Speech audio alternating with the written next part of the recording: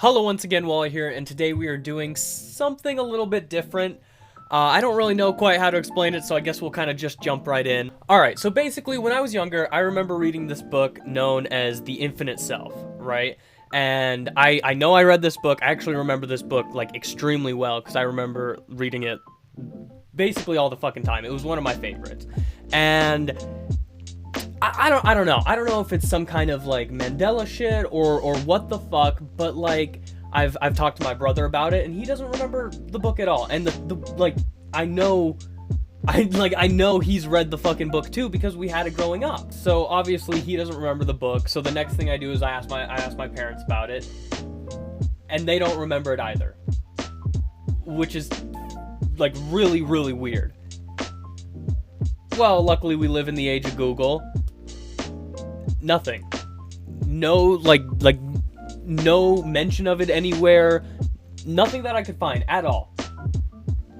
And like I've read this book. I've read this book like many times. I mean, it was a long time ago, but like I've read it enough to basically have it memorized word for word. And so the fact that like I don't know. So I've taken it upon myself to, as accurately, at least as I can remember, make somewhat of a recreation of what the book was, in hopes that maybe one of you somewhere out there has a weird memory of this book as well, or something. I don't know. I don't know.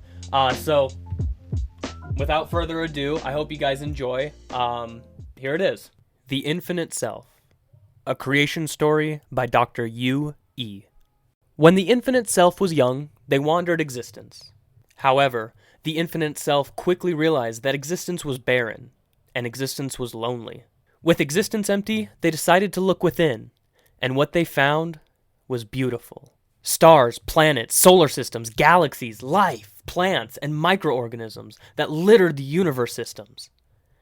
For a split moment that might as well have been as long as time itself, the Infinite Self stood in awe. The Infinite Self would spend their time observing and learning all the information about themselves. This satisfied them for some time, but they were still lonely. Then, one day, they reconstructed themselves to create sentience within. Creatures of sentience were free to learn as the Infinite Self does, with hope that one day these creatures would eventually learn enough to walk alongside them. However, when the sentient creatures learned of greater existence, they would deteriorate, their entire sentience corrupted. The Infinite Self lets out an agonizing scream, and with reluctant sorrow, creates three beings. The first being is a being of despair and corruption. This being was to be a warning of the insanity that this knowledge can create. The second being is a being of chaos.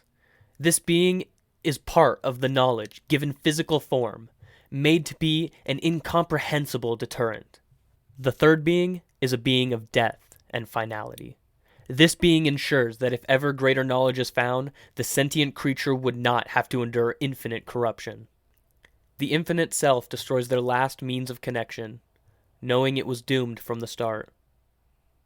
There never could be existence without loneliness, for the Infinite Self always wanders alone. The end. Alrighty, I hope you guys enjoyed that. Once again, if you guys remember reading this or remember seeing this at all, let me know in the comments. But yeah, I don't know. I just figured, you know what, if this is just like a weird fake memory or some shit, I might as well, make it real. So yeah, I don't know. Either way, I hope you guys have a great rest of your guys' day, and I'll